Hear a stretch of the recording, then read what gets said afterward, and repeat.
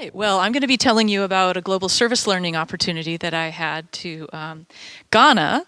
I am an associate professor in IAS, and I study fungi as well as STEM education research. So you might ask, well, what am I doing global service learning in the area of public health and global health? I got into this working with the Global Impact Group, which is basically our partners up in the Seattle colleges, and they bring students as well as community members and medical professionals to countries in the developing world to volunteer and learn from that experience. So that was how I got into it. We went to Ghana, but some of the students from UW Tacoma also instead went to Laos or Morocco. So I'll talk about Ghana. We were in the small town of Keta, which is surrounded by water and subject to severe coastal erosion. It's a fishing community, and it's subsistence fishing. It was also the heart of the slave trade, and so that horrible history was a part of the experience of being there.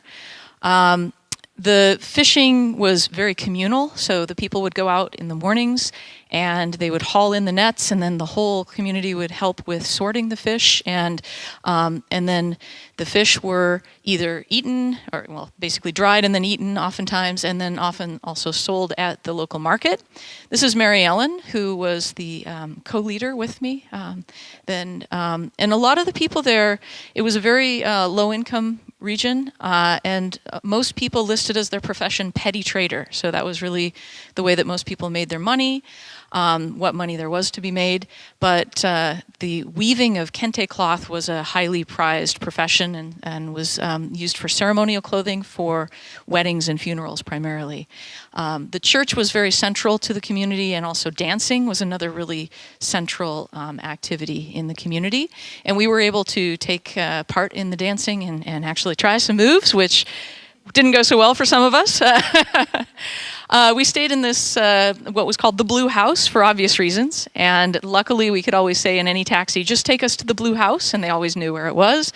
We made some really deep bonds even in our brief 2 weeks that we stayed there, and you can see us saying goodbye to some of the staff there. So why Ghana? There's some serious health disparities in terms of lower life expectancy, high infant mortality, and exposure in particular to malaria, but also to HIV and TB in the region. So we came to volunteer and we came to learn. We were working with the local health directorate, so the government agencies, and we worked in 4 different clinics. So we were split into small groups, which allowed us to observe and help out, and it was sort of customized to the experience of each of the participants. So this is us getting training before we started in the clinics.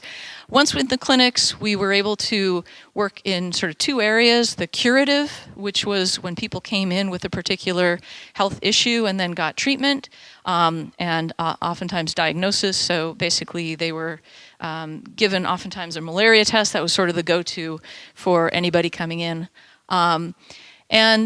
But the curative was only one part of the equation. The other part was the preventative medicine, which was incredibly strong there, and it was very community-based. People would come into the clinics, but the clinics would also go out into the community and hold community events. They also had mother-child days, so that the mothers would come in with their babies all at the same time and connect with each other and share stories and have that sort of social network that supported them while they were learning about ways to best nutritional practices, family planning, and birth control that they had available to them. The children then were tested and made sure that they were on target for height and weight.